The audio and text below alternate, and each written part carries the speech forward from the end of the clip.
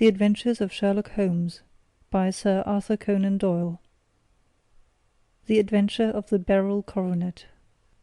"Holmes," said I, as I stood one morning in our bow window looking down the street, "here is a madman coming along. It seems rather sad that his relatives should allow him to come out alone." My friend rose lazily from his armchair and stood with his hands in the pockets of his dressing gown, looking over my shoulder. It was a bright, crisp February morning, and the snow of the day before still lay deep upon the ground, shimmering brightly in the wintry sun. Down the centre of Baker Street it had been ploughed into a brown, crumbly band by the traffic. But at either side and on the heaped-up edges of the footpaths it still lay as white as when it fell. The grey pavement had been cleaned and scraped, but was still dangerously slippery, so that there were fewer passengers than usual. Indeed, from the direction of Metropolitan Station, no one was coming save the single gentleman whose eccentric conduct had drawn my attention. He was a man of about 50, tall, portly, and imposing, with a massive, strongly marked face and a commanding figure. He was dressed in a sombre yet rich style, in black frock coat, shining hat, neat brown gaiters, and well-cut pearl-grey trousers. Yet his actions were an absurd contrast to the dignity of his dress and features, for he was running hard, with occasional little springs, such as a weary man gives who is little accustomed to set any tax upon his legs. As he ran, he jerked his hands up and down, waggled his head and writhed his face into the most extraordinary contortions. "What on earth can be the matter with him?" I asked. "He is looking up at the numbers of the houses." "I believe that he is coming here," said Holmes, rubbing his hands. "Here?" "Yes. I rather think he is coming to consult me professionally. I think that I recognize the symptoms. Ha! Did I not tell you?" As he spoke, the man, puffing and blowing, rushed at our door and pulled at our bell until the whole house resounded with the clanging. A few moments later he was in our room, still puffing, still gesticulating, but with so fixed a look of grief and despair in his eye that our smiles were turned in an instant to horror and pity. For a while he could not get his words out, but swayed his body and plucked at his hair, like one who has been driven to the extreme limits of his reason. Then, suddenly springing to his feet, he beat his head against the wall with such force that we both rushed upon him and tore him away to the centre of the room. Sherlock Holmes pushed him down into the easy-chair, and, sitting beside him, patted his hand and chatted with him in the easy, soothing tones which he knew so well how to employ. "You have come to tell me your story, have you not?" said he. "You are fatigued with your haste. Pray wait until you have recovered yourself, and then I shall be most happy to look into any little problem which you may submit to me." The man sat for a minute or more with a heaving chest, fighting against his emotion. Then he passed his handkerchief over his brow, set his lips tight, and turned his face towards us.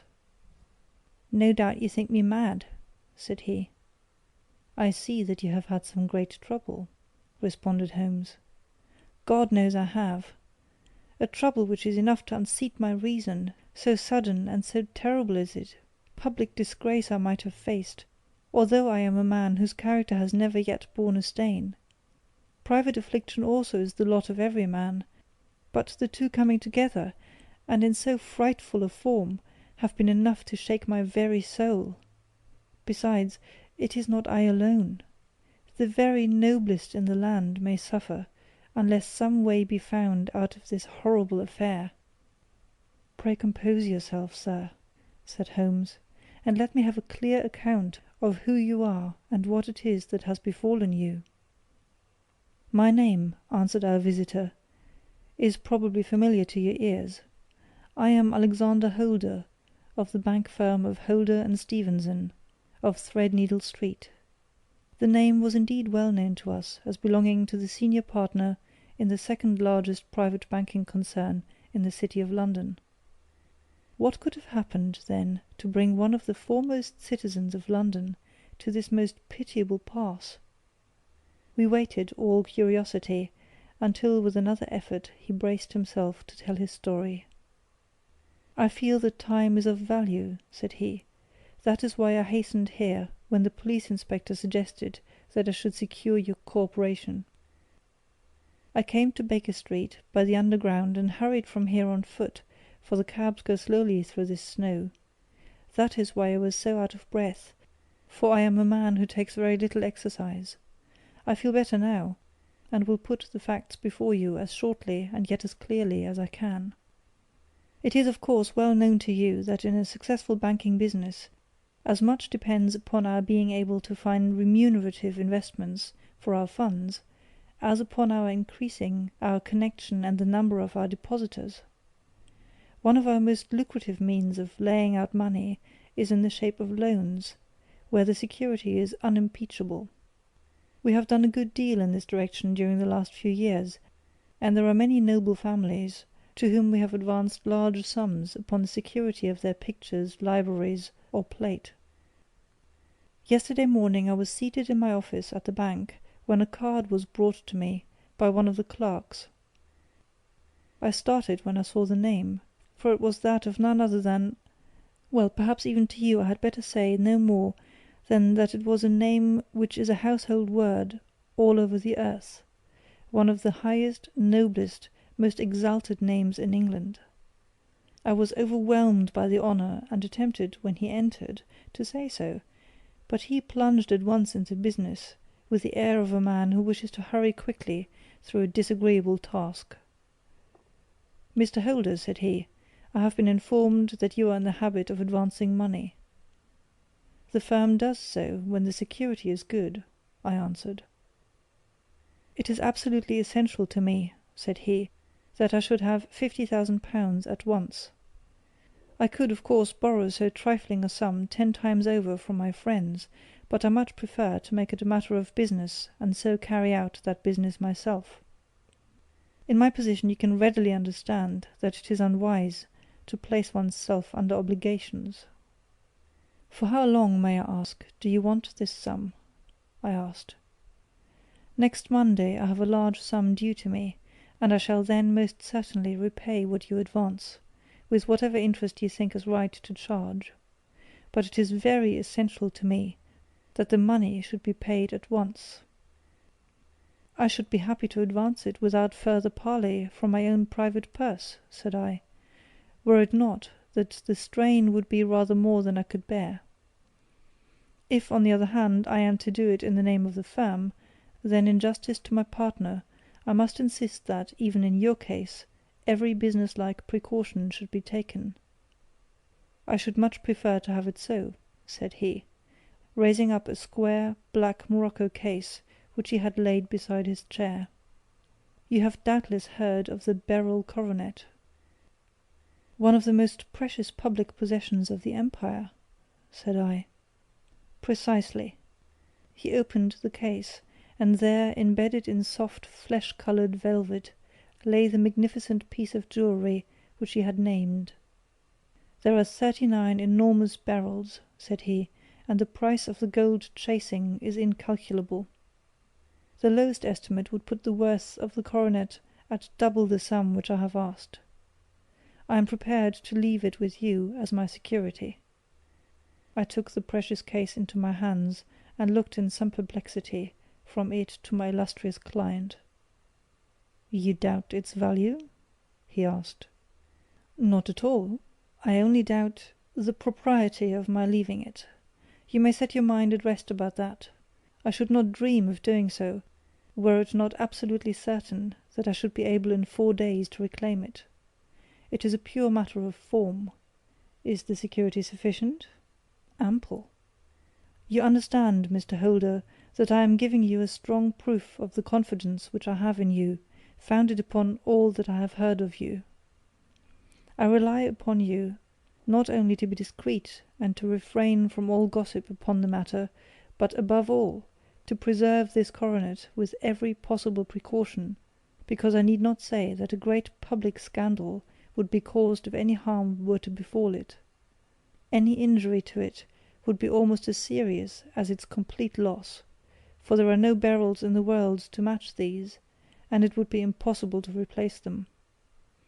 I leave it with you, however, with every confidence, and I shall call for it in person on Monday morning."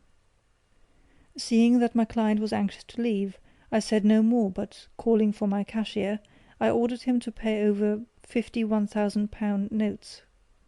When I was alone once more, however, with the precious case lying upon the table in front of me, I could not but think with some misgivings of the immense responsibility which it entailed upon me.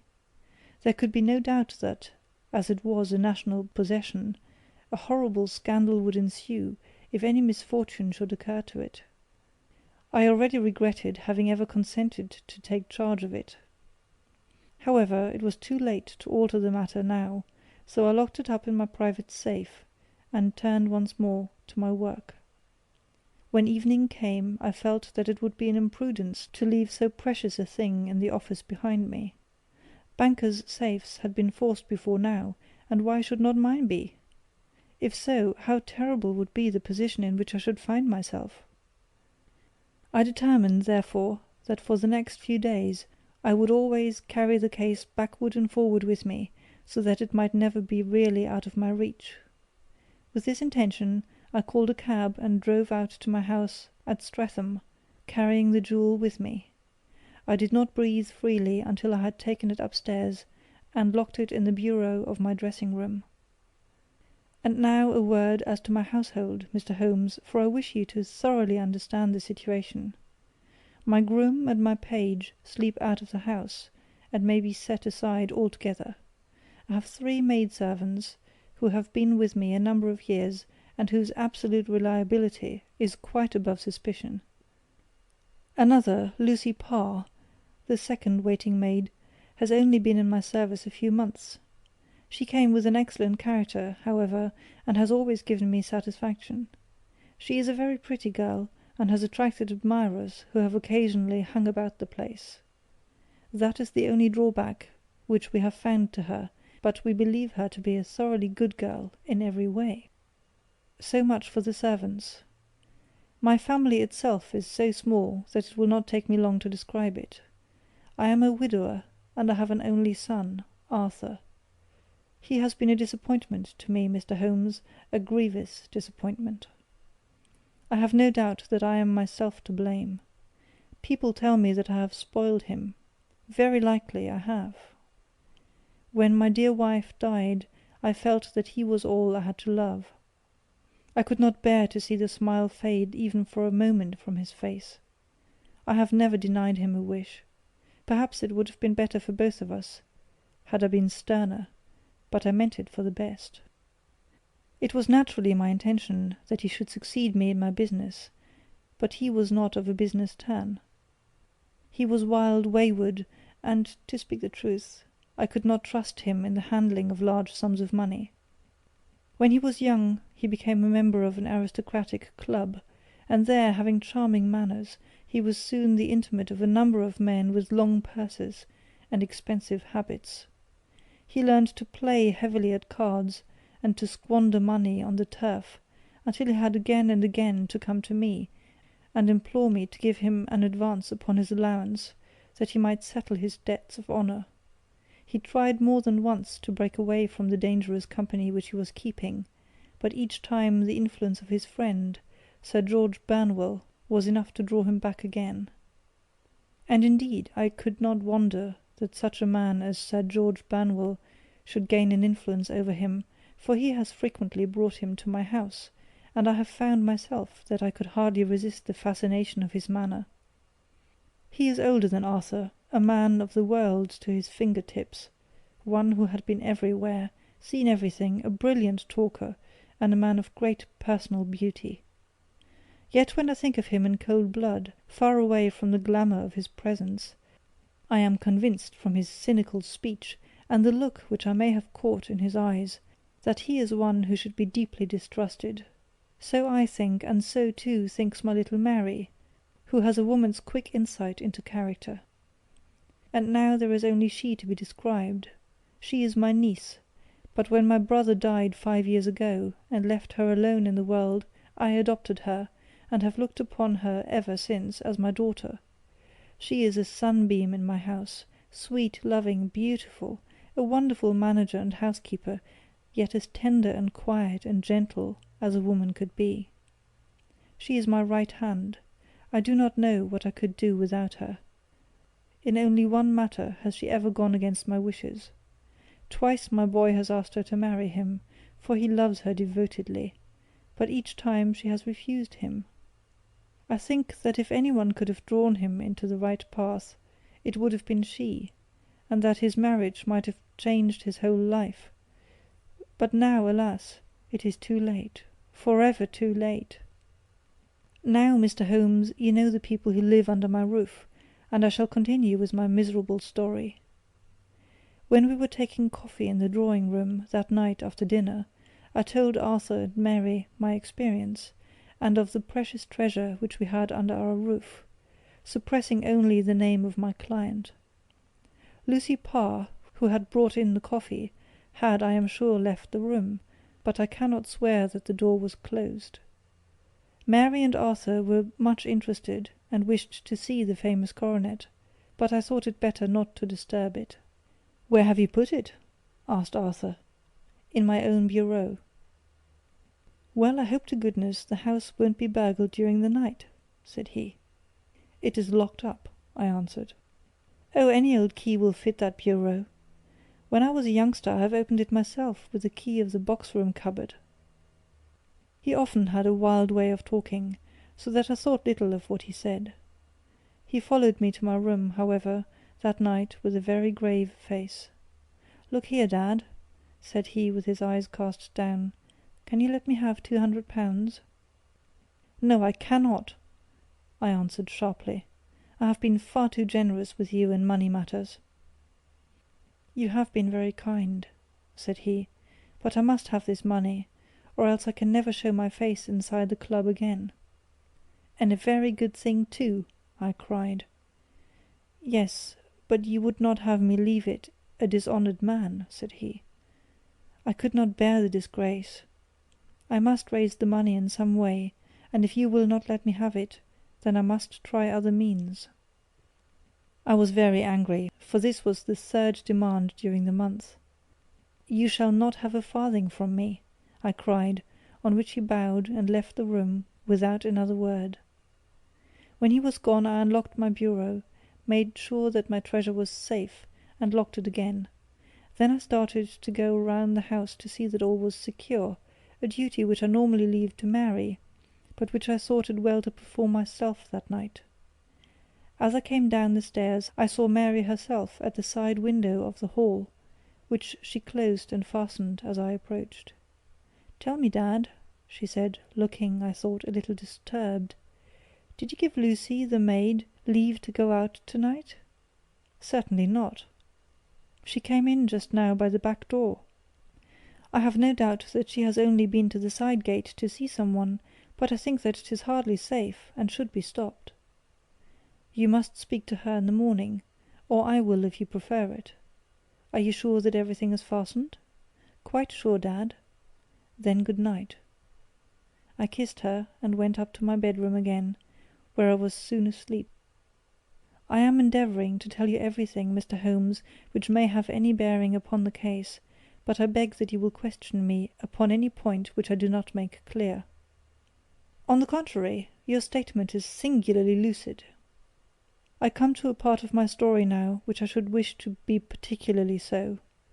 I am not a very heavy sleeper, and the anxiety in my mind tended, no doubt, to make me even less so than usual. About 2 in the morning, then, I was awakened by some sound in the house. It had ceased ere I was wide awake, but it had left an impression behind, as though a window had gently closed somewhere. I lay listening with all my ears. Suddenly, to my horror, there was a distinct sound of footsteps moving softly in the next room. I slipped out of bed, all palpitating with fear, and peeped round the corner of my dressing-room door. "Arthur!" I screamed. "You villain! You thief! How dare you touch that coronet?" The gas was half up, as I had left it, and my unhappy boy, dressed only in his shirt and trousers, was standing beside the light, holding the coronet in his hands. He appeared to be wrenching at it, or bending it with all his strength. At my cry he dropped it from his grasp, and turned as pale as death. I snatched it up and examined it. One of the gold corners, with 3 of the beryls in it, was missing.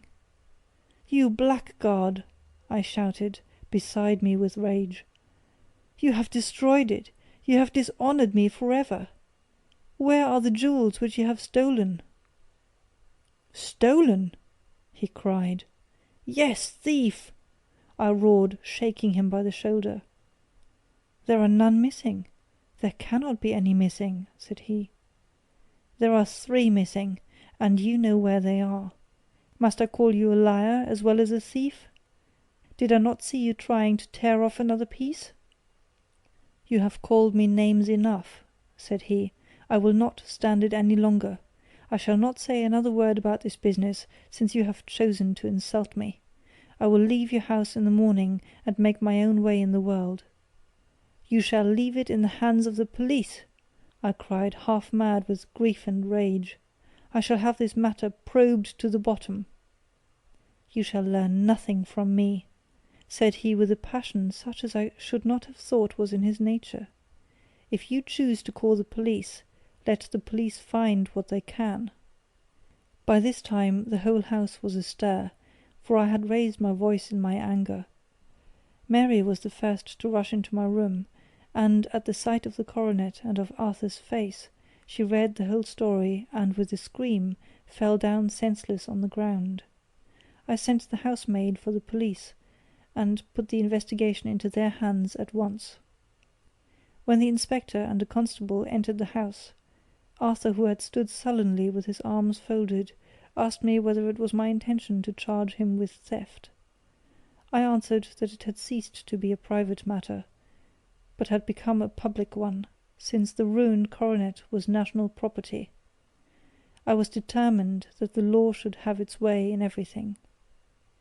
"At least," he said, "you will not have me arrested at once. It would be to your advantage as well as mine, if I might leave the house for 5 minutes." "That you may get away, or perhaps that you may conceal what you have stolen," said I. And then, realizing the dreadful position in which I was placed, I implored him to remember that not only my honour, but that of one who was far greater than I, was at stake, and that he threatened to raise a scandal which would convulse the nation. He might avert it all if he would but tell me what he had done with the 3 missing stones. "You may as well face the matter," said I. "You have been caught in the act, and no confession could make your guilt more heinous. If you but make such reparation as is in your power, by telling us where the beryls are, all shall be forgiven and forgotten." "Keep your forgiveness for those who ask for it," he answered, turning away from me with a sneer. I saw that he was too hardened for any words of mine to influence him. There was but one way for it. I called in the inspector and gave him into custody. A search was made at once, not only of his person, but of his room, and of every portion of the house where he could possibly have concealed the gems, but no trace of them could be found, nor would the wretched boy open his mouth for all our persuasions and our threats. This morning he was removed to a cell, and I, after going through all the police formalities, have hurried round to you to implore you to use your skill in unravelling the matter. The police have openly confessed that they can at present make nothing of it. You may go to any expense which you think necessary. I have already offered a reward of £1,000. My God, what shall I do? I have lost my honour, my gems, and my son in one night. Oh, what shall I do?" He put a hand on either side of his head and rocked himself to and fro, droning to himself like a child whose grief has got beyond words. Sherlock Holmes sat silent for some few minutes, with his brows knitted and his eyes fixed upon the fire. "Do you receive much company?" he asked. None save my partner with his family, and an occasional friend of Arthur's. Sir George Burnwell has been several times lately. No one else, I think. Do you go out much in society? Arthur does. Mary and I stay at home. We neither of us care for it. That is unusual in a young girl. She is of a quiet nature. Besides, she is not so very young. She is 24. This matter, from what you say, seems to have been a shock to her also. Terrible! She is even more affected than I. You have neither of you any doubt as to your son's guilt? How can we have, when I saw him with my own eyes, with the coronet in his hands? I hardly consider that a conclusive proof. Was the remainder of the coronet at all injured? Yes, it was twisted. Do you not think, then, that you might have been trying to straighten it? God bless you! You are doing what you can for him and for me, but it is too heavy a task. What was he doing there at all? If his purpose were innocent, why did he not say so? Precisely. And if he were guilty, why did he not invent a lie? His silence appears to me to cut both ways. There are several singular points about the case. What did the police think of the noise which awoke you from your sleep? They considered that it might be caused by Arthur's closing his bedroom door. A likely story! As if a man bent on felony would slam his door so as to wake a household. What did they say, then, of the disappearance of these gems? They are still sounding the planking and probing the furniture in the hope of finding them. Have they thought of looking outside the house? Yes, they have shown extraordinary energy. The whole garden has already been minutely examined. Now, my dear sir, said Holmes, it is not obvious to you now that this matter really strikes very much deeper than either you or the police were at first inclined to think? It appeared to you to be a simple case. To me it seems exceedingly complex. Consider what is involved by your theory. You suppose that your son came down from his bed, went, at great risk, to your dressing-room, opened your bureau, took out your coronet, broke off by main force a small portion of it, went off to some other place, concealed 3 gems out of the 39 with such skill that nobody can find them, and then returned with the other 36 into the room in which he exposed himself to the greatest danger of being discovered. I ask you now, is such a theory tenable? But what other is there? Cried the banker with a gesture of despair. If his motives were innocent, why does he not explain them? It is our task to find that out, replied Holmes. So now, if you please, Mr. Holder, we will set off for Streatham together, and devote an hour to glancing a little more closely into details. My friend insisted upon my accompanying them in their expedition, which I was eager enough to do, for my curiosity and sympathy were deeply stirred by the story to which we had listened. I confess that the guilt of the banker's son appeared to me to be as obvious as it did to his unhappy father, but still I had such faith in Holmes' judgment that I felt that there must be some grounds for hope as long as he was dissatisfied with the accepted explanation. He hardly spoke a word the whole way out to the southern suburb, but sat with his chin upon his breast and his hat drawn over his eyes, sunk in the deepest thought. Our client appeared to have taken fresh heart at the little glimpse of hope which had been presented to him, and he even broke into a desultory chat with me over his business affairs. A short railway journey and a shorter walk brought us to Fairbank, the modest residence of the great financier. Fairbank was a good-sized square house of white stone, standing back a little from the road. A double-carriage sweep with a snow-clad lawn stretched down in front of 2 large iron gates which closed the entrance. On the right side was a small wooden thicket which led into a narrow path between 2 neat hedges, stretching from the road to the kitchen door, and forming the tradesman's entrance. On the left ran a lane which led to the stables, and was not itself within the grounds at all, being a public though little used, thoroughfare. Holmes left us standing at the door and walked slowly all round the house, across the front, down the tradesmen's path, and so round by the garden behind into the stable lane. So long was he that Mr. Holder and I went into the dining-room and waited by the fire until he should return. We were sitting there in silence when the door opened and the young lady came in. She was rather above the middle height, slim, with dark hair and eyes, which seemed the darker against the absolute pallor of her skin. I do not think that I have ever seen such deadly paleness in a woman's face. Her lips, too, were bloodless, but her eyes were flushed with crying. As she swept silently into the room, she impressed me with a greater sense of grief than the banker had done in the morning, and it was the more striking in her as she was evidently a woman of strong character, with immense capacity for self-restraint. Disregarding my presence, she went straight to her uncle and passed her hand over his head with a sweet womanly caress. "You have given orders that Arthur should be liberated, have you not, Dad?" she asked. "No, no, my girl. The matter must be probed to the bottom." "But I am so sure that he is innocent. You know what woman's instincts are. I know that he has done no harm, and that you will be sorry for having acted so harshly. Why is he silent, then, if he is innocent?"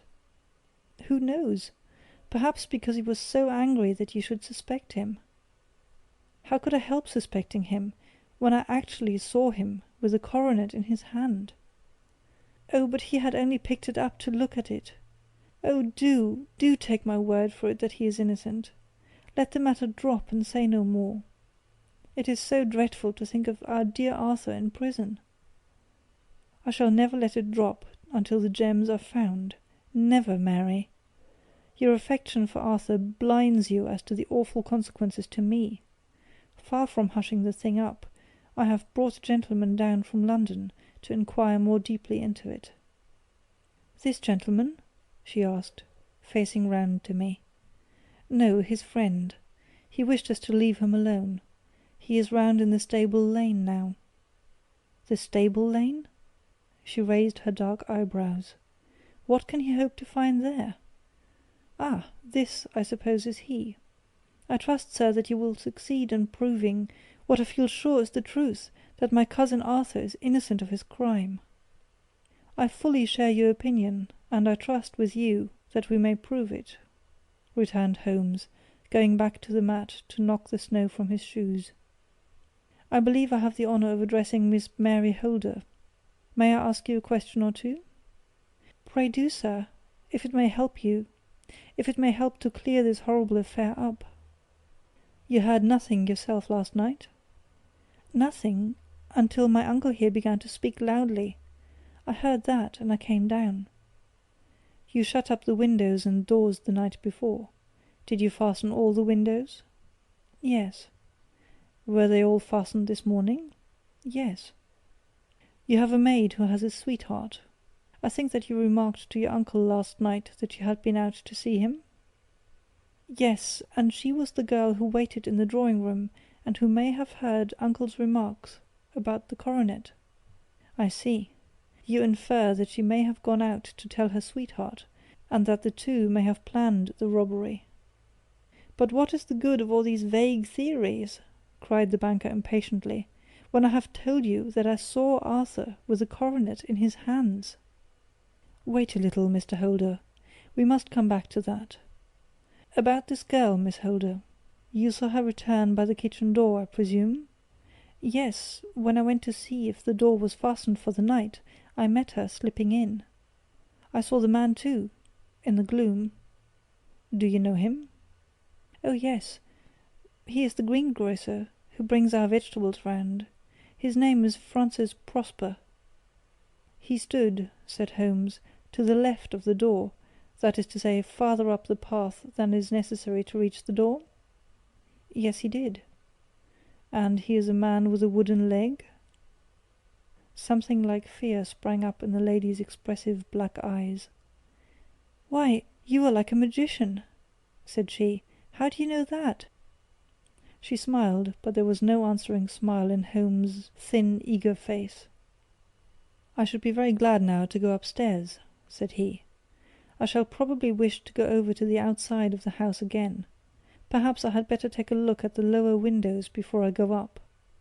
He walked swiftly round from one to the other, pausing only at a large one which looked from the hall into the stable lane. This he opened and made a very careful examination of the sill with his powerful magnifying lens. "Now we shall go upstairs," said he at last. The banker's dressing-room was a plainly furnished little chamber, with a grey carpet, a large bureau, and a long mirror.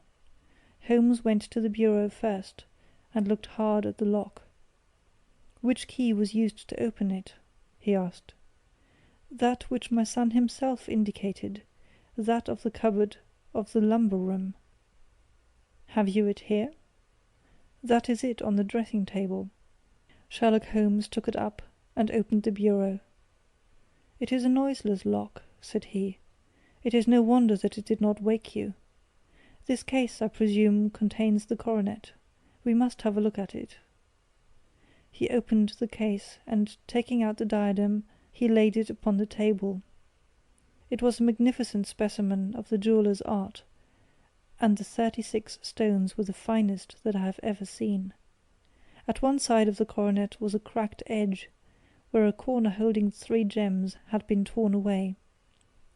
"Now, Mr. Holder," said Holmes, "here is the corner which corresponds to that which has been so unfortunately lost. Might I beg that you will break it off?" The banker recoiled in horror. "I should not dream of trying it," said he. "Then I will." Holmes suddenly bent his strength upon it, but without result. "I feel it give a little," said he, "but, though I am exceptionally strong in the fingers, it would take me all my time to break it. An ordinary man could not do it. Now, what do you think would happen if I did break it, Mr. Holder? There would be a noise like a pistol shot. Do you tell me that all this happened within a few yards of your bed, and that you heard nothing of it?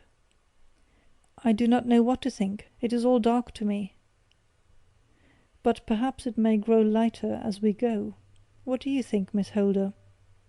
I confess that I still share my uncle's perplexity. Your son had no shoes or slippers on when you saw him? He had nothing on save only his trousers and shirt. Thank you. We have certainly been favoured with extraordinary luck during this inquiry, and it will be entirely our own fault if we do not succeed in clearing this matter up. With your permission, Mr. Holder, I shall now continue my investigations outside." He went alone at his own request, for he explained that any unnecessary footmarks might make his task more difficult. For an hour or more he was at work, returning at last with his feet heavy with snow, and his features as inscrutable as ever. "I think that I have seen now all there is to see, Mr. Holder," said he. "I can serve you best by returning to my rooms." "But the gems, Mr. Holmes, where are they?" "I cannot tell." The banker wrung his hands. "I shall never see them again," he cried. "And my son? You give me hopes?" "My opinion is in no way altered." "Then, for God's sake, what was this dark business which was acted in my house last night?"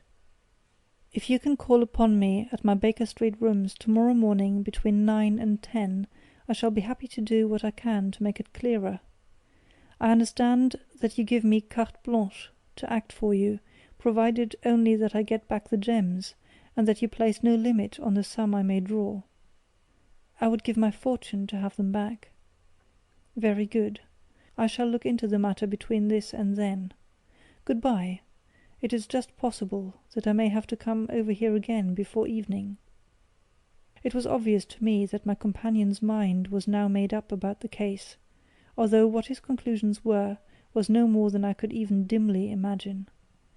Several times during our homeward journey I endeavoured to sound him upon the point, but he always glided away to some other topic, until at last I gave it over in despair. It was not yet 3 when we found ourselves in our rooms once more. He hurried to his chamber and was down again in a few minutes, dressed as a common loafer. With his collar turned up, his shiny seedy coat, his red cravat, and his worn boots, he was a perfect sample of the class. "I think that this should do," said he, glancing into the glass above the fireplace. "I only wish that you could come with me, Watson, but I fear that it won't do. I may be on my trail in this matter, or I may be following a will-o'-the-wisp, but I shall soon know which it is. I hope that I may be back in a few hours." He cut a slice of beef from the joint upon the sideboard, sandwiched it between 2 rounds of bread, and thrusting this rude meal into his pocket, he started off upon his expedition. I had just finished my tea when he returned, evidently in excellent spirits, swinging an old elastic-sided boot in his hand. He chucked it down into a corner, and helped himself to a cup of tea. "I only looked in as I passed," said he. "I am going right on." "Where to?" "Oh, to the other side of the West End. It may be some time before I get back. Don't wait up for me in case I should be late." "How are you getting on?" "Oh, so-so. Nothing to complain of. I have been out to Streatham since I saw you last, but I did not call at the house. It is a very sweet little problem, and I would not have missed it for a good deal. However, I must not sit gossiping here, but must get these disreputable clothes off, and return to my highly respectable self." I could see by his manner that he had stronger reasons for satisfaction than his words alone would imply. His eyes twinkled, and there was even a touch of colour upon his sallow cheeks. He hastened upstairs, and a few minutes later I heard the slam of the hall door, which told me that he was off once more upon his congenial hunt. I waited until midnight, but there was no sign of his return, so I retired to my room.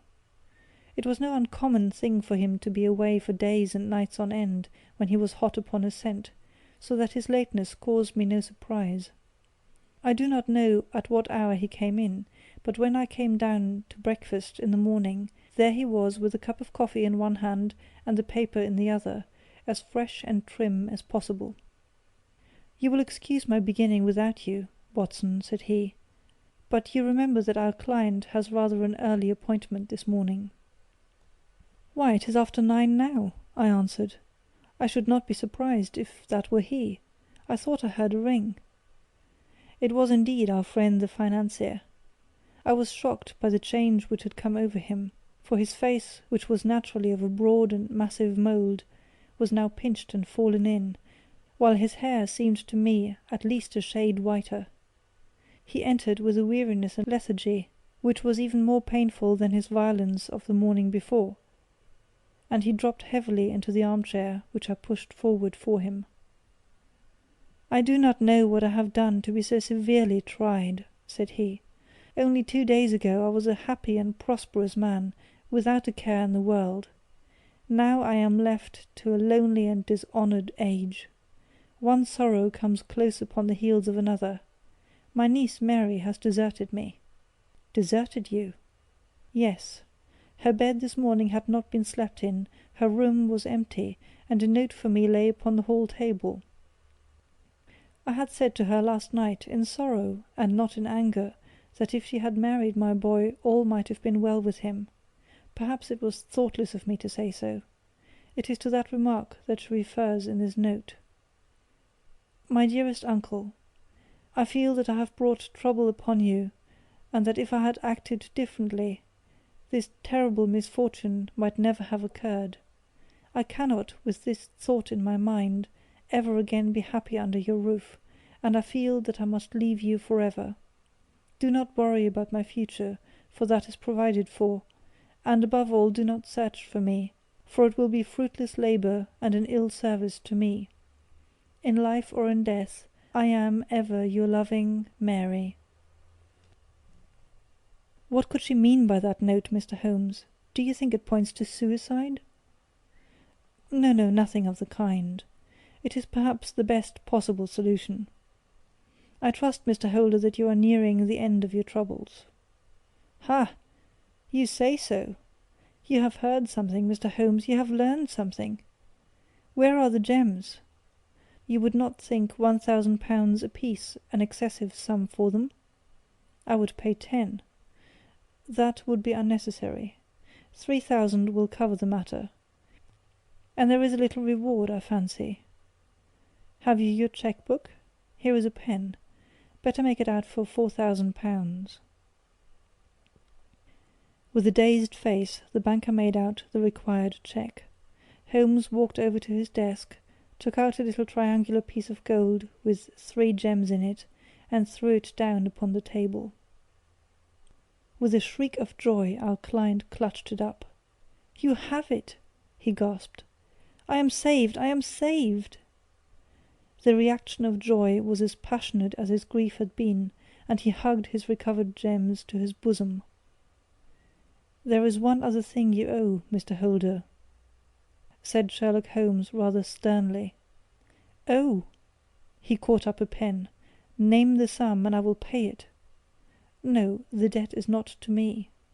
You owe a very humble apology to that noble lad, your son, who has carried himself in this matter as I should be proud to see my own son do, should I ever chance to have one." "Then it was not Arthur who took them?" "I told you yesterday, and I repeat today, that it was not." "You are sure of it? Then let us hurry to him at once, to let him know that the truth is known. He knows it already. When I had cleared it up, I had an interview with him, and finding that he would not tell me the story, I told it to him, on which he had to confess that I was right, and to add the very few details which were not yet quite clear to me. Your news of this morning, however, may open his lips.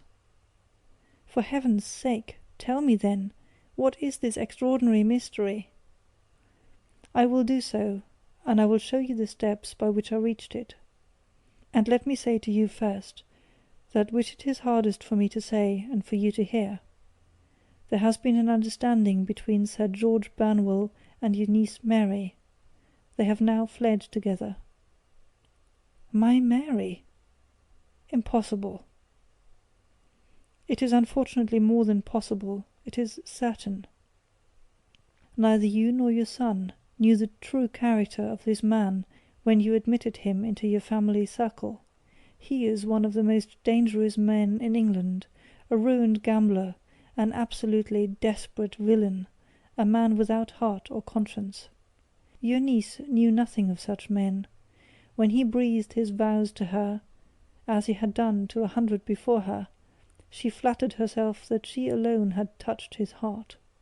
The devil knows best what he said, but at least she became his tool, and was in the habit of seeing him nearly every evening." "I cannot and I will not believe it!" cried the banker with an ashen face. "I will tell you, then, what occurred in your house last night. Your niece, when you had, as she thought, gone to your room, slipped down and talked to her lover through the window which leads into the stable lane. His footmarks had pressed right through the snow, so long had he stood there. She told him of the coronet. His wicked lust for gold kindled at the news, and he bent her to his will. I have no doubt that she loved you, but there are women in whom the love of a lover extinguishes all other loves, and I think that she must have been one. She had hardly listened to his instructions when she saw you coming downstairs, on which she closed the window rapidly, and told you about one of the servants' escapade with her wooden-legged lover, which was all perfectly true. Your boy, Arthur, went to bed after his interview with you, but he slept badly on account of his uneasiness about his club debts. In the middle of the night he heard a soft tread pass his door, so he rose and, looking out, was surprised to see his cousin walking very stealthily along the passage until she disappeared into your dressing-room. Petrified with astonishment, the lad slipped on some clothes and waited there in the dark to see what would come of this strange affair. Presently she emerged from the room again, and in the light of the passage lamp your son saw that she carried the precious coronet in her hands. She passed down the stairs, and he, thrilling with horror, ran along and slipped behind the curtain near your door, whence he could see what passed in the hall beneath. He saw her stealthily open the window, hand out the coronet to someone in the gloom, and then, closing it once more, hurry back to her room, passing quite close to where he stood, hid behind the curtain. As long as she was on the scene, he could not take any action without a horrible exposure of the woman whom he loved. But the instant that she was gone, he realized how crushing a misfortune this would be for you, and how all-important it was to set it right. He rushed down, just as he was, in his bare feet, opened the window, sprang out into the snow, and ran down the lane, where he could see a dark figure in the moonlight. Sir George Banwell tried to get away, but Arthur caught him, and there was a struggle between them, your lad tugging at one side of the coronet, and his opponent at the other. In the scuffle, your son struck Sir George and cut him over the eye. Then something suddenly snapped, and your son, finding that he had the coronet in his hands, rushed back, closed the window, ascended to your room, and had just observed that the coronet had been twisted in the struggle, and was endeavouring to straighten it, when you appeared upon the scene." "Is it possible?" gasped the banker. "You then roused his anger by calling him names at a moment when he felt that you had deserved your warmest thanks. He could not explain the true state of affairs without betraying one who certainly deserved little enough consideration at his hands. He took the more chivalrous view, however, and preserved her secret." "And that was why she shrieked and fainted when she saw the coronet!" cried Mr. Holder. "Oh my God, what a blind fool I have been! And his asking to be allowed to go out for 5 minutes! The dear fellow wanted to see if the missing piece were at the scene of the struggle. How cruelly I have misjudged him!" "When I arrived at the house," continued Holmes, "I at once went very carefully round it to observe if there were any traces in the snow which might help me. I knew that none had fallen since the evening before, and also that there had been a strong frost to preserve impressions. I passed along the tradesman's path, but found it all trampled down and indistinguishable. Just beyond, however, at the far side of the kitchen door, a woman had stood and talked with a man, whose round impressions on one side showed that he had a wooden leg. I could even tell that he had been disturbed, for the woman had run back swiftly to the door, as was shown by the deep toe and light heel marks, while Wooden Leg had waited a little and then had gone away. I thought at the time that this might be the maid and her sweetheart, of whom you had already spoken to me, and inquiry showed it was so. I passed round the garden without seeing anything more than random tracks, which I took to be the police, but when I got into the stable lane, a very long and complex story was written in the snow in front of me. There was a double line of tracks of a booted man, and a second double line, which I saw with delight belonged to a man with naked feet. I was at once convinced from what you had told me that the latter was your son. The first had walked both ways, but the other had run swiftly, and as his tread was marked in places over the depression of the boot, it was obvious that he had passed after the other. I followed them up and found they led to the hall window, where Boots had worn all the snow away while waiting. Then I walked to the other end, which was 100 yards or more down the lane. I saw where Boots had faced round, where the snow was cut up as though there had been a struggle, and, finally, where a few drops of blood had fallen to show me that I was not mistaken. Boots had then run down the lane, and another little smudge of blood showed that it was he who had been hurt. When he came to the high road at the other end, I found that the pavement had been cleared, so there was an end to that clue. On entering the house, however, I examined, as you remember, the sill and framework of the hall window with my lens, and I could at once see that someone had passed out. I could distinguish the outline of an instep, where the wet foot had been placed in coming in.